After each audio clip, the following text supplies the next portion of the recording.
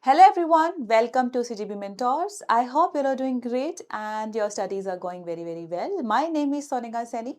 So this is another video in our UPSC EPFO, that is EOAO APFC series. We have made a number of videos regarding that and they're really important because I have made those videos based on research, and they're good videos regarding like आपको if you're starting the preparation then you have to focus on 4 subjects जहाँ से 60-65 questions आते हैं, not that कि बाकी subjects नहीं करने हैं, because their cost benefit ratio is very high, because they're static in nature, उनमें they're stable, like सबसे ज़्यादा questions वहाँ आते हैं. Then there is a video regarding that how non-UPSC aspirants have more edge, right, and how UPSC aspirants they have the base, then how also they have an edge, right. Then there is a video regarding the subject strategy like accountancy. Today we are again discussing about a specific subject strategy, that is labor laws, social security and industrial relations. And further we will be bringing subject strategy videos for the subjects that are different in EPFO, for example accountancy, auditing, insurance and these kind of subjects. Number 3, we will bring the PYQ analysis also for the year 2025 specifically and 2023 also. We will discuss that what are the type of the questions that have been asked. So before I start again, मुझे कुछ चीज़ें बोलनी हैं कि देखो YouTube पे I've also prepared for EPFO last year and there are videos regarding it कि कैसे prepare करना है और कैसे. So I will try my best on the basis of what I know, on the basis of what I researched.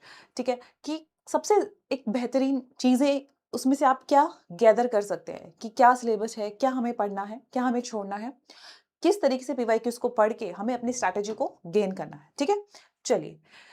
So let's proceed about the industrial relations, social security and labor laws. तो first of all ये मैंने previous video में discuss किया है, but still I want to discuss it again. The thing is that how many number of questions, ठीक है, comes from this section. These 3 sections are there. How many number of questions जो यहाँ से आते हैं? There are about 16 to 20 questions, right? You know that there are 120 questions in total. There are about 16 to 20 questions, and when each question is about 2.5 marks, it means about 40 to 50 की range में आपके यहाँ पे क्या बनते हैं?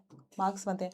That is why it is important that obviously EPA4 related subjects है, आप इनको छोड़ नहीं सकते हैं. And the best part, you know what is the best part about these subjects, that they are static in nature. ठीक है, एक क्वेश्चन था तो जो थोड़ा सा करंट अफेयर से रिलेट करके पूछ लिया था, they are static in nature. The second best thing is that there is stability there is stability. अगर आज 15 क्वेश्चन पूछ रहे हैं तो they can be 18, they can be 20, they cannot be less than 15. For example, if you go by other subjects, for example computer, 10 questions है तो वो 5-6 पे पहुंच गए हैं. For example economics, 8-10 questions थे तो वो 4-5 आ रहे हैं. But there's a stability in this number of questions. ठीक है, चलिए. And they're very interesting also. If you do not have the background also, they're very interesting. मैंने खुद पढ़ा है इसलिए मुझे ये चीज़ पता है. चलिए. So सबसे पहले आपका जो सब्जेक्ट है, राइट, पहले मैं आपको बता दूं ये 3 चीज़ें. इंडस्ट्रियल रिलेशंस अलग चीज़ होती है, सोशल सिक्योरिटी जिसमें आपके डिफरेंट काइंड ऑफ डीलिंग्स होती हैं. ठीक है, फिर आता है आपके labour loss. We will bisect each and everything and bifurcate. ठीक है, चलिए. सो सबसे पहले आप देखिए इंडस्ट्रियल रिलेशंस. ठीक है, दिस इज वन टॉपिक. अब these are the topics which we will read, right, these are the topics which we will read in this. ठीक है, अब देखो ओवरव्यू ऑफ इंडस्ट्रियल रिलेशंस कि भाई जो इंडस्ट्रियल रिलेशंस है what is that, right, you shall be aware about it. Then Indian labour force, industrial relations, evolution and theories. That means when this concept came into being, right, and what are the theories related to it, what are trade unions, right, usse related theories, right, collective bargaining, that means trade unions that come together and they bargain, right, जो भी उनको चीजें करनी होती है. Then industrial discipline, grievance procedures क्या होता है, labor welfare क्या होता है, industrial conflicts and disputes. We will basically read, मैं आपको बताती हूँ इस चीज के अंदर there are lesser facts, right, कोई ज्यादा facts नहीं है. ठीक है, there are what basics.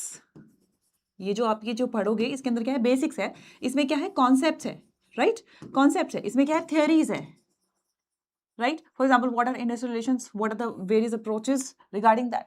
ठीक है, workers participation management, that means it is important that how you bring workers in the management. For example, there can be many kind of management. It can be authoritative, it can be paternalistic, then it can be where workers participation is also there, where you take their what votings, right, या आप उनके भी सुनते हो. Then settlement of industrial disputes, that means how this settlements will be done, right. Then arbitration क्या होता है, conciliation क्या होता है, लाइक लेवल ऑफ प्रोसीडिंग्स क्या होती है. Then international industrial relations and wages. अभी देखो ये सारा आपका क्या है, wages, industrial health and safety, these are the key words that is there in industrial relations. But ma'am obviously हर एक टॉपिक का क्या होगा, सब टॉपिक्स होगा, इन सब इंडेक्सेस होंगे which we will deal in our syllabus. Now आपके लिए 2 एग्जांपल्स लेके आई हूँ, because there will be another video where we will try to decode with the help of our PYQs. चलिए अब आपके लिए इसमें क्या है, ठीक है. बिफोर आई प्रोसीड, चलो पहले सिलेबस ही डिस्कस करते हैं. सो सपोज मैं if I take one topic that is industrial conflict and disputes, so what all will be there in that, right? What all will be there in that? So meaning and definitions, what is an industrial conflict and how it is different with an industrial dispute. आपको पता होगा that generally हम ये सोचते हैं कि जो industrial dispute होता है, right, that is between workers, right, and management. But if you see and read it, you will find that industrial dispute also includes the disputes between worker and worker, and the dispute between management and management. Management and management means between two industries, workers and management in the same industry, right? So all of that we have to read in this. Causes of industrial disputes, like what can be the various causes of industrial disputes, why is it happening, right? There can be, these are the causes, okay? Economic, managerial, political causes, psychological causes, that means they are not motivated, they are not happy, maybe they are not happy with their wages, right? Then what is the difference between strike, lockout and ghirao? Picketing क्या होता है, go slow, it's a type of thing, right? That it's a kind of a strike where you work in the organization, right? You are there in the organization, but you are not producing the number of or you can say you are not doing actual work which shall be done. Let's say you are making, your average unit is like 10 units, but you are making 2 जानबूझ के, right? That means it is a type of what, strike. तो ये क्या है, different types of strikes है जो आप पढ़ते हैं. Then impact of industrial disputes, what do you mean by workers, who all are employees and all of that. So these are the keywords in this particular what index, ठीक है. ये आपके लिए एग्जाम्पल में लेके आई हूँ कि अच्छा ऐसे इस चीज को पढ़ना है, इसको हम सेपरेटली फिर डील करेंगे, ठीक है. हर एक चीज का हम लेके आएंगे कि देखो इसमें हमें क्या पढ़ना है. फिर for example if it is about industrial relations, evolution and theories, जो हमने सबसे पहले देखा था. What is like industrial revolution से पहले क्या था, कॉलोनियल इंडिया में क्या हुआ, पोस्ट इंडिपेंडेंस में हम क्या क्या इंडस्ट्रियल पॉलिसीज लेके आए, ठीक है. इंडस्ट्रियल रिलेशंस क्या होते हैं, कौन कौन एक्टर्स होते हैं, obviously employees, employers. Trade unions क्या होती है, राइट. एक डेफिनेशन होती है प्रॉपर ट्रेड यूनियंस की, दैट इतने वर्कर्स हैं of a particular factory or a particular manufacturing industry, right? If they decide to make a union, that how many workers shall be there, right? फिर उसके बाद theories like unitary theory, Marxist theory, कि believe what, how do they believe, कि what are trade unions, right? Why it is important, right? Then these are the approaches like systems theory, Oxford theory, human relations approach. Sometimes human relations approach is followed in making what, the industrial relations, that these are also human. Sometimes systems approach is followed, that means we consider them as machines, right? Whom, to the laborers, right? Then Ghanaian approach, contemporary issues, and what is gig economy. So these are the sub indexes of industrial evolution and theories. I believe that हमें इसका एक separate video obviously बनाना चाहिए. एक video में आप सब कुछ नहीं बता सकते हैं. अभी I will let you no, right, कि सपोज आपने ये पढ़ लिया, हम क्या डील कर रहे हैं, हम we are dealing with industrial relations, we have read the broader syllabus on to it. Then हमने 2 टॉपिक्स को उठा के उसके सब टॉपिक्स करें. अब this, I hope this is visible. अब मैं आपको ये एक रिवील करना चाहती हूँ कि इंडस्ट्रियल रिलेशंस वाला जो सेक्शन है वहाँ से एज सच डायरेक्ट क्वेश्चन नहीं आता है. That means when we are reading this theories, right, when we are reading with theories, if you will see the 2025 PYQ analysis आप करोगे, राइट, तो उसमें you will notice that there is no direct question related to industrial relations. There is no direct question, right? So क्या है indirect question है. What do you mean by indirect question, ma'am? See, when we are talking about industry, we are talking about what? Industrial disputes, correct? When we are talking about industrial relations, we are talking about what? Trade unions, right? And what हमारे पास क्या है? Industrial Disputes Act है. We have Trade Union Act also, which we read in where? We read in what? Labor codes. हम इनको कहाँ पढ़ते हैं? Labor codes में पढ़ते हैं, ठीक है. सो दैट मीन्स जब हम लेबर लॉज पढ़ेंगे, लेबर कोड्स पढ़ेंगे, सो वो यहाँ पर है. और क्वेश्चंस कहाँ से आ रहे हैं? यहाँ से आ रहे हैं. So ma'am why are we reading it? We are reading it so as because first of all it is in the syllabus. अगर एक बार नहीं आया है दैट डजंट मीन वो नहीं आएगा. हो सकता है 2 क्वेश्चंस आ जाए regarding let's say the approaches. आपसे पूछ ली जाए कि ये चीज़ है, please tell which approach is discussed. दूसरा हम इसलिए पढ़ रहे हैं because it is important to understand the further laws, further codes. ठीक है, अगर आपको यही नहीं पता होगा कि ट्रेड यूनियंस की डेफिनेशन क्या होती है, right, who all are can be considered as employer. Employer का मतलब बहुत सारी चीजें होती है, not a normal balance we use की वजह जिसने आपको हायर किया है, राइट. Sometimes in the absence of employer, manager can also be considered a part, ठीक है, with respect to the what workers, जब हम उसको डील करते हैं, ठीक है. तो I mean to say that these are the concepts which you need to do it. अब क्या इसको बाय हार्ट रखना है, एक बार पढ़ो, 2 बार रिवाइज करो, then you are good to go. ऐसा नहीं है कि आपको उसको by heart, you have to cram it, but that you need for the conceptual understanding, right. For example if they ask that what is the difference between strike and lockout, so you should be able to answer it, ठीक है. But all I'm saying that in these are the indirect questions which you can, these questions can come under your labor laws also, but I put it here also. For example, what, which one of the following industries is not a public utility service under the first schedule of industrial disputes act. So ये जो हम act है हम labour codes में पढ़ेंगे, and which of the following is not public. First schedule आप जब आप पढ़ोगे उसमें आपको पता लगेगा कि क्या क्या पब्लिक यूटिलिटी जो है वो मानी जाती है. अब पब्लिक यूटिलिटी की अलग से डेफिनेशन गवर्नमेंट ऑफ इंडिया ने दी हुई है, because they have certain conditions कि कब आप स्ट्राइक्स पे जा सकते हो, कब आप नहीं जा सकते, कितने पीरियड का आपको नोटिस देना पड़ेगा, ऑल ऑफ दैट, ठीक है. So see this question now, the mandate of giving a notice of 6 weeks as provided under the Industrial Disputes Act. That means you have to mandatory give the notice for the 6 weeks, ठीक है, are applicable to which of the following categories of the people. That means is it workmen employed in public utility. अभी मैंने आपको ये चीज बताई कि आपको स्ट्राइक देने से पहले जाना पड़ेगा. क्या employers carrying out public utility service before declaring lockout, ठीक है. workmen employed in any service before going for a strike. तो दैट आस्किंग यू कि किस किस को ये नोटिस देना इंपॉर्टेंट है. Is it for the workman, is it for the employers, और is it for the workman who are there in any service, right. That means is it for public utility और is it for service, and then there are options, correct. So this is 2 questions about what industrial disputes act, ठीक है. I hope now you are getting my point, what I am trying to say, ठीक है. In detail we will discuss all the PVQ analysis. I am here just to read out and let you know कि अच्छा ऐसा कुछ आपको एक clarity आनी चाहिए, फिर हम डिटेल में इस चीज को पीवीक्यूज को करेंगे. चलिए, ना ये मैं आपको समझा चुकी हूं, ठीक है. So this was all about industrial relations where I told you the broader topics, the sub topics of 2 topics and the type of questions that can be asked.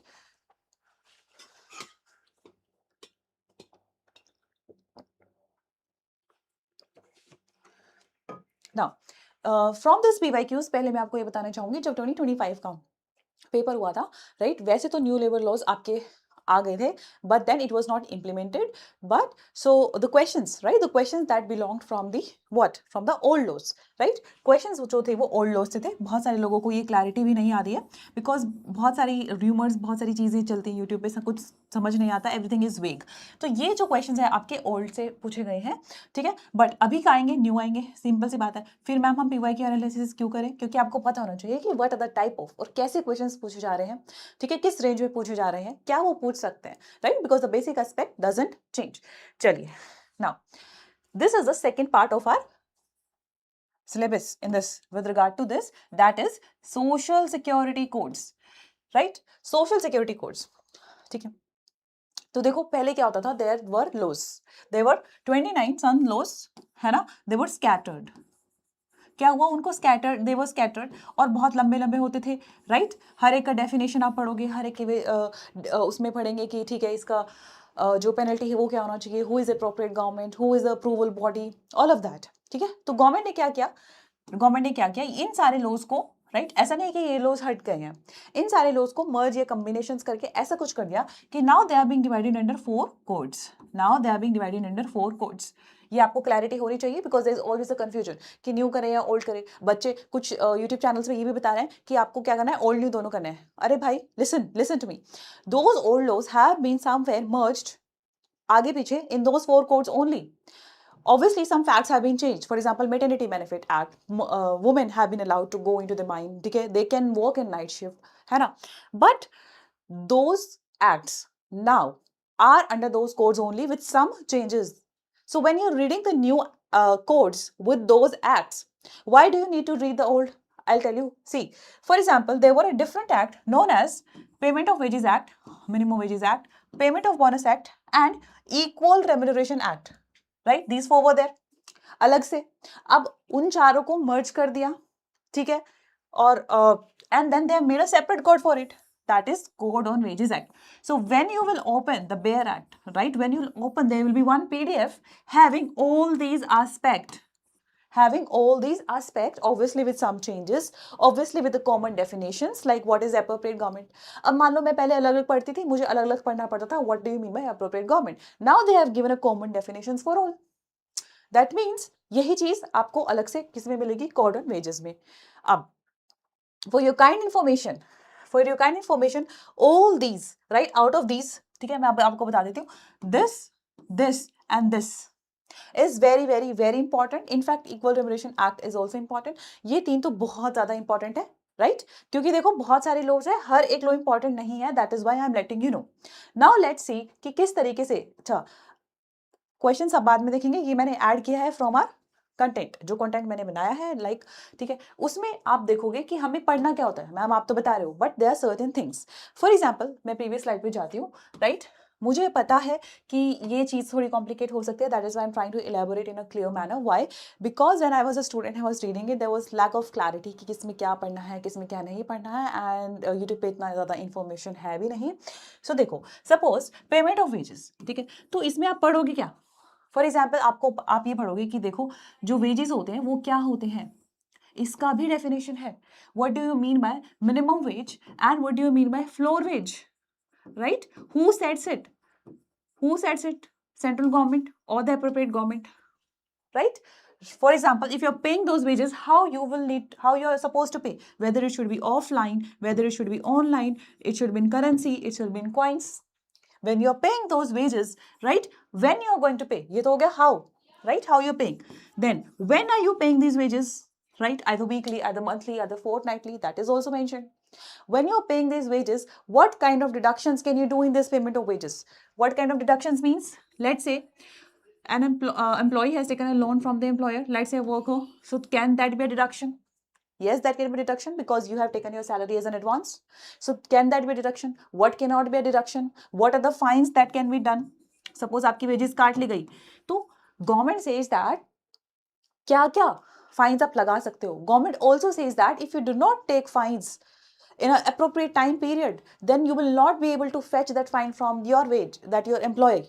ठीक है, इट सेज दैट अगर आपने इतने दिनों में fine नहीं लिया है, then you do not owe that fine. अगर आपको लेना है तो विद इन दोज डेज ही लीजिए. Government also says that what percentage of deductions can be there, like 50% से ज्यादा डिडक्शन नहीं कर सकते, सो एज टू इंश्योर कि एक एक वर्कर के पास जो है मिनिमम जो मैक्सिमम सैलरी हाथ में होनी चाहिए for the cost of living, for its own expenditure. So ये सारी चीजें हम इसमें पढ़ते हैं. So very very crisp and short, ठीक है, सबसे छोटा यही कोड है. अब मिनिमम वेजेस में क्या पढ़ते हैं मैं अभी आपको बताती हूँ, ठीक है, which I have written. Payment of bonus में यही होता है कि भाई जो बोनस होता है वो किस पे होता है, आपकी कौन सी सैलरी पे होता है, how much can be the maximum percentage of the bonus that can be given to the workers, right, कि मैक्सिमम कितना होता है, 20% होता है, ठीक है. इट ऑल्सो टेल्स दैट कि एक कंपनी है, जैसे लेट्स से एक एस्टेब्लिशमेंट है, राइट, मैक्सिमम कितना बोनस में शेयर वो कर सकती है, कितना सरप्लस जो है बोनस के लिए डाल सकते हैं, 60 है, 60 to 67% की रेंज में होता है. All of that for another kind of establishments. So we read that in this, right. अब मिनिमम वेजेस में क्या पढ़ते हैं, that how do you set that minimum wages. Payment of wages में तो आपने पढ़ लिया what is floor wage, what is minimum wage, but what is minimum wage, what does it include? So this is the formula, right, this is the formula that these are the three components, and आप कोई भी formula use कर सकते हैं. For example, basic rate, cost of living, basic rate of wages, that means ये basic rate of wages and cost of living index, or basic rate, or either you take COLA or cash value of concessions, or you can take all three. Obviously अभी आपको ये समझ नहीं आएगा, but आपको एक hint देने के लिए कि इसमें क्या पढ़ाया जाता है, ठीक है. एक ऊपर से अगर मैं ओवर दूंगी आपको समझ नहीं आएगा, आपको लगेगा अच्छा मिनिमम वेजेस पढ़ना है, अच्छा पेमेंट ऑफ वेजेस है, बट अंदर क्या पढ़ना है आपको समझ नहीं आएगा, तो दिस वीडियो का पर्पस ही नहीं रहेगा, ठीक है. चलिए, पेमेंट ऑफ बोनस के मैं आपको बता चुकी हूँ. Now see, I told you that payment of wages it's very important. 2 question आए थे, देखिए, which of the following deductions from the wages can be made under the payment of wages act, ठीक है, because the government tells that कौन कौन से deductions आप कर सकते हो, ठीक है. Deductions for amenities and services supplied by the employer, कि भाई मैंने तुम्हें कोई फैसिलिटीज दी है, can you deduct that price, deductions for recovery of advances, deductions for payment to cooperative societies, right? So all है ना, ऑल कर सकते हैं, ओनली आपको यहाँ पे क्या होता है, उसका कंसेंट लेना होता है कि ओके। अब which of the following in reference to the payment of consider the following and which is correct. Wages may be paid in current coins. Wage period can be fixed for weekly payment. Wages are to be paid before the expiry of the 7th day after the last day of the wage period in establishments employing more than 1,000 persons. So there's a condition that if the establishment has less than 1,000 persons or more than 1,000 persons, then it should be within what, right? Let's say आज liable हो आप 1 में, तो आप 7th के पहले आपको पे करना है या बाद में, all of that. So my point is, ठीक है, my point is that this is how the questions are being asked, right? तो अगर आप बहुत अच्छे से इसको कर लेते हैं, you will be able to answer it in a very good manner and they're very scoring. These topics are very scoring. चलिए, ठीक है. Yes. Now second code. We have 4 codes I told you. Now this is our second code. That is Industrial Relations Code 2020. And it has merged 3 laws. जो अभी हमने पीछे questions दिए थे, देखे थे, that was regarding trade unions, that was regarding Industrial Disputes Act. तो दो तो यही हो गए, trade unions and Industrial Disputes Act, and the second one is Industrial Employment Standing Orders, right? Which means जब when a worker goes for a job, उसको एक the standing orders दिए जाते हैं. That means what kind of things which he has to or she has to follow, right? और वो आपके premises में भी government also says that you have to fix that in premises. That means you have to tell the working conditions and all of that. इसमें ये होता है trade unions, I've already told you, है ना, कि bank के अंदर कितने members हो सकते हैं, ठीक है. कुछ चीज़ें होती है like let's say they want to go on a strike, then कितनी डेज का उन्हें नोटिस देना पड़ता है, नोटिस देने के कितने दिन बाद they can start a strike. Then industrial disputes, who is a arbitrator, who is a conciliator, how this disputes will be settle in, all of that. तो ये भी इजी है, तीनों ही इंपॉर्टेंट है, तीन ही कॉर्ड, इस कॉर्ड में 3 ही है, तो दे ऑल आर इंपॉर्टेंट. ठीक है, अब देख लीजिए इसका क्वेश्चन. 2 क्वेश्चन हम पहले कर चुके हैं, है ना, in the industrial relations, part of it this only. Which one of the following is not a right provided to a registered trade union? हाँ, तो इसमें registration of trade unions के बारे में बातें भी होती हैं. अगर कोई trade union let's say they don't want to continue it, then उसके बारे में भी बातें होती हैं. All of that, who can become a member or not, all of that is not a right that is provided under the Chapter 3 of Trade Unions Act. It says that constitution of a separate fund for a political purposes, giving membership to a person is 17 years. That means it also tells that what can be the age. Committing a tortious act in contemplation of a trade dispute by an agent of the trade union without the knowledge of the executive, making changes in the employment contract through an act done in the contemplation of a trade dispute. जब आप trade unions पढ़ते हैं, एक separate provisions आते हैं कि क्या आप नहीं कर सकते, right? Eligible नहीं होते हैं, ठीक है, रिलीजियस पर्पसेस के लिए क्या आप पैसा इकट्ठा कर सकते हो अपने वर्कर से, ऑल ऑफ दैट. तो ये पूछ रहा है क्या आप नहीं, इट्स नॉट योर राइट. ठीक है, चलिए, this is your third code, that is known as occupational safety. अब आपको नाम से समझ में आ रहा होगा, वेजेस वाला जो कोड है वो वेजेस की बात कर रहा है. इंडस्ट्रियल रिलेशंस वाला कोड इंडस्ट्रियल वाली बातों की बात कर रहा है कि इंडस्ट्रियल डिस्प्यूट्स, ट्रेड यूनियंस, अगर आपके स्टैंडिंग ऑर्डर्स में लिखा है कि क्या कंडीशंस है, on the basis of which if let's say that's not followed, they can go and make trade unions can go for a strike. Now this is regarding what? Occupational safety and health and working conditions. That means when you are in the occupation, what are the things that shall be followed by the employer for their employees. ठीक है, समझ आ रहा है. Now it has merged 13 laws, 13 existing laws को merge कर दिया है. अब देखिए, factories act, like it also tells like what is a factory. ठीक है, फैक्ट्री की डेफिनेशन भी बताता है वो.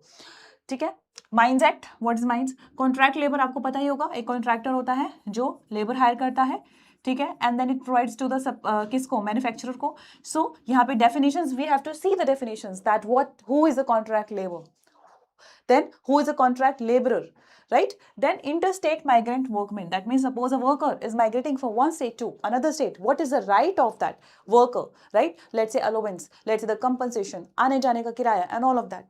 ठीक है, now फिर ये another है, ठीक है, dock workers, building and other construction. Why I'm not, अब देखो I have made these 4 acts bold because आपको यही 4 पढ़ने हैं, ये सारे नहीं पढ़ने हैं, यहाँ से questions नहीं आते हैं.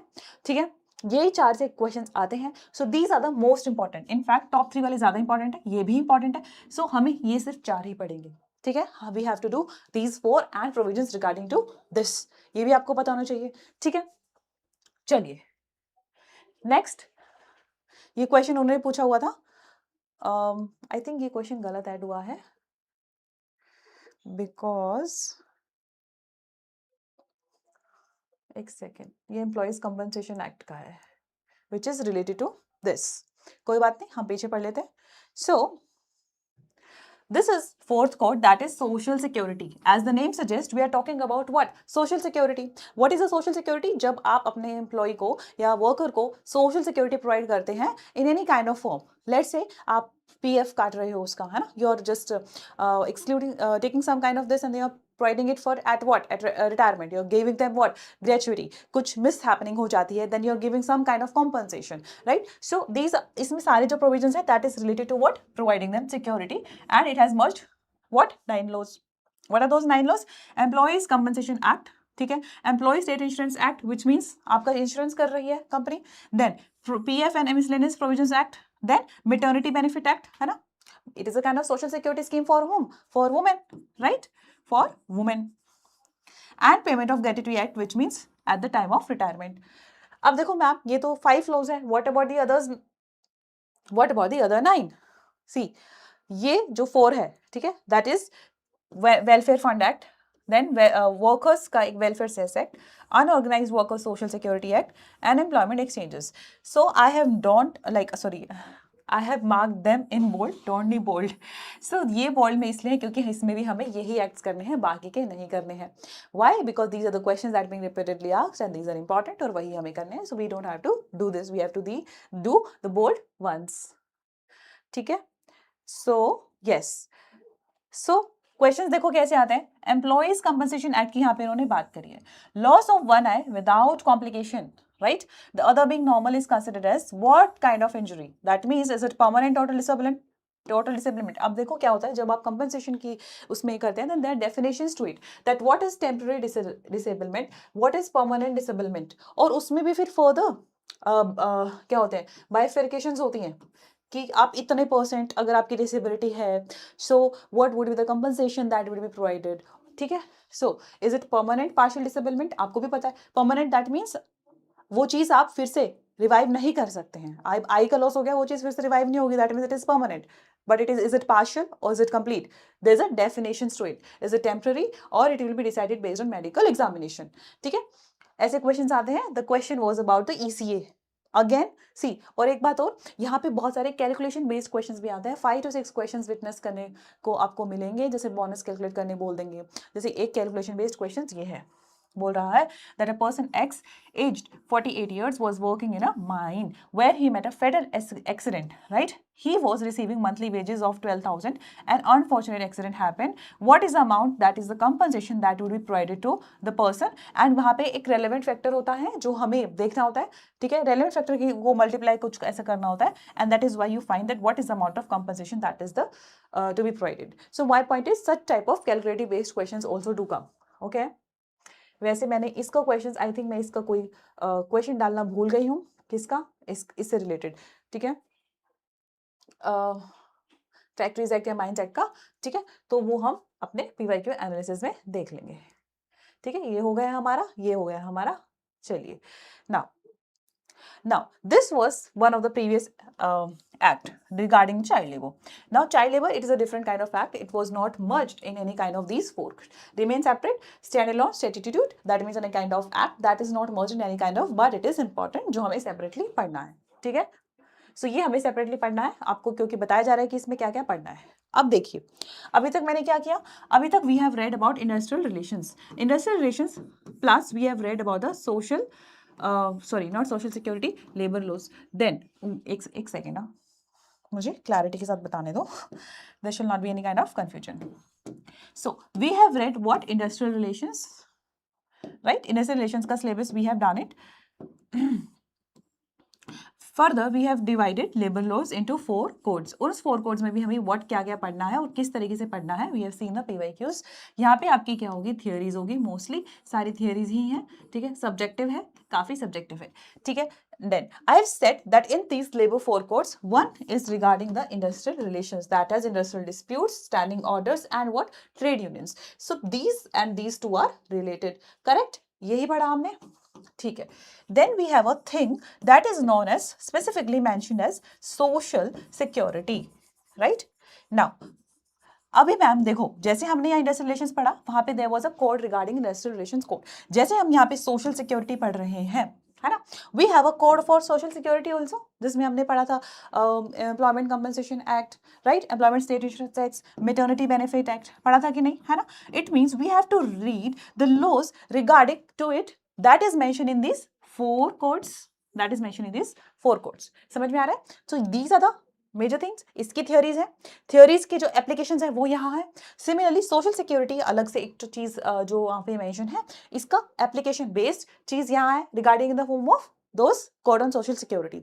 तो उसके अलावा क्या, उसके अलावा एक और चीज है जो इसमें आपको पढ़नी है, और वो ये है, that means the government schemes. ठीक है, 4 to 5 क्वेश्चंस आपके यहाँ पे गवर्नमेंट स्कीम से आए थे। अब देखो, हर there innumerable ministries, there innumerable ministries are innumerable government schemes for students who know I take government schemes, है ना, for the regulatory bodies examinations, but we have to do selective government schemes that is related to social security, right? We have to do selective schemes that is related to what? Social security। ठीक है जी, social security to for like types of retirement schemes, like payment of gratuity से related, let's say NPS, right? ये आपकी क्या होगी, एक तरीके की रिटायरमेंट स्कीम होगी। Then types of pension schemes, can I say Atal Pension Yojana, right? Can I say Shram Yogi Mandhan Yojana is so important? Why? Because Shram Yogi Mandhan Yojana is for labor, and we are talking about what? Social security for laborers, correct? Then social security schemes for women, right? Let's say PM Matru Vandana Yojana. It is a kind of scheme which compensates women when she is not able to work during what? Pregnancy. So it is Matru Vandana Yojana, which is a kind of scheme for this mothers, right? Ki we want to secure you that even if there is a wage compensation loss that you are not able to work. For the transgenders, right? The schemes for transgender also, for children, correct? For elderlies, let's say for Ayushman Bharat for senior citizens है आपका, that is for elderly, right? Then there is NPS scheme also, saving schemes also for elderly. Then for PWDs, for the tribals and for the labor class, for example this, right? तो हमें selective schemes करनी है इसमें। Why? Because this is an application of those codes, those laws। ठीक है, अब दिखा देती हूँ आपको इसके जो भी क्वेश्चंस आए हुए हैं, 4-5 क्वेश्चंस आए हुए थे, जिसमें से आई थिंक मैं 2 लेके आई हूँ। ठीक है, जैसे कि देखो, Nishtha is an integrated teachers training program, right? And PM Poshan covers only those school children. So यहाँ पे क्या हो रहा है? They're talking about midday meal scheme that is covering what? Children. It is saying that does it cover only school students? No, it covers lactating mothers also, pregnant women also, and kindergarten students also. This comes as a wrong statement. Whereas Nishta ये ठीक है, it is for teachers training program. तो 2 अलग-अलग schemes को merge कर दिया गया है। Second, देखो, smile scheme, you know that it is for transgenders and beggars. So scheme that is related to transgenders, it is for transgenders and beggars, which is correct, both are correct, okay? चलिए, so ये इस तरीके से simple यहाँ पे questions आते हैं। Now, so this is to conclude all the things which we have talked about, right? This is to conclude, right? I tried my best कि मैं आपको ये bring all of the things in one video कि about all of this to bifurcate and all the syllabus and किस तरीके से चीजें approach करनी चाहिए आपको। ठीक है, now highest frequency acts, right? देखिए, payment of wages act 2-3 questions आए थे एक ही बार में। Minimum wages act very very important, right? उसके बाद 2 और हमने यहाँ पे किए थे, इक्वल रेम्यूनरेशन किया था, ठीक है, और पेमेंट ऑफ बोनस किया था, बट उसमें से सबसे ज्यादा 2 इंपॉर्टेंट ये है। ठीक है, उसके बाद industrial dispute act is very important, trade unions act is also very very important, ये रिपीट हो गया है। ठीक है, फिर उसके बाद factories act, industrial employment standing orders zone 3 के साथ था। ठीक है, यहाँ से कंपनसेशन से तो डायरेक्टली 2 क्वेश्चंस पूछे हैं, चाइल्ड लेबर, राइट, और maternity benefit is important, payment of gratuity important, right, EPF is important, state insurance and compensation is also important. ठीक है, इसका ये मुझे आई थिंक इसका मुझे श्योर नहीं है, सो आई एम सॉरी। ठीक है, एंड पर्सनल इंडस्ट्रियल ये भी इसका आई एम नॉट श्योर, ये तो अपना चलो इंश्योरेंस वाला हो गया। ठीक है, ये वाला आप रहने देना, यहाँ से एक बार एक क्वेश्चन आया हुआ है इसलिए यहाँ पे डाला गया है। ठीक है, तो बट प्रायोरिटी पे ये होगा जो मैंने अभी आपको बताया है, सेकंड प्रायोरिटी आप इसको ले सकते हो क्योंकि एक बार एक क्वेश्चन आया हुआ है। ठीक है, so that's it for this video. ठीक है, अब मुझे एक चीज और बतानी है आपको। ठीक है, नाउ थोड़ा स्ट्रैटेजी वीडियोस हमने बना दिया। ठीक है, इसके बाद हम क्या करेंगे, we will pick labour laws, ठीक है, इंडस्ट्रियल रिलेशंस, सोशल सिक्योरिटी के PYQs and we will try to solve them, we will try to analyse it कि कैसे क्या हमें करना है। ठीक है, क्योंकि उन PYQ से भी आपकी क्या बनती है, स्ट्रैटेजी बनती है, that what shall be read. ठीक है। Also also we are making अब कई बार बच्चे पूछते हैं कि मैम कहाँ से करना है। देखो, इंडस्ट्रियल रिलेशंस की तो बहुत सारी थियरीज हैं जो ऑनलाइन आपको एज एन पीडीएफ मिल जाएगी। एंड लेबर लॉज का तो देखो अभी डायरेक्टली जो चीज़ें हैं वो अभी बेयर एक्ट सिंस अभी स्टार्ट इम्प्लीमेंट हुआ है, अभी जो है बेयर एक्ट्स ही आपको है, बट बेयर एक्ट जो है वो बहुत बड़े बड़े हैं। For example there approximately let's say one each is of कुछ, कोई 56 पेजेस का है, कोई 115 पेजेस का है, कोई आई थिंक 30 पेजेस का है, वेजेस वाला सबसे छोटा है। ठीक है। So if you want that आपकी जो प्रिपरेशन है, if you want to prepare it and if you want कि that shall be easy, I don't want to read the bare acts. ठीक है। It's not only about devoting time to bare acts, it's also about to understand those bear acts, because when I'm reading it myself it is very difficult to understand the language, to decode that language and to understand what is being given. ठीक है। तो that is also very time consuming. So I mean to say that if you want कि आपको एक source से हर एक चीज़ को easy करके मिल जाए, right? Suppose अभी मैं let's say I'm working on it, so I'm not going to copy paste the bare acts as it is. I'm going to make the explanation easier for you. Plus we will take the lectures also, so that आपको lectures मिलेंगे, आपको easy comprehend किए हुए notes मिलेंगे, be it industrial relations, be it social security schemes, be it all these codes. ठीक है। So if you are interested, then there's an available course in our EPFO. ठीक है। At our website you can mail to us for any kind of queries, and we will keep bringing such kind of strategy videos, particularly subject wise. So thank you so much for this video, for watching this video, and from CGB Mentor, Sonika.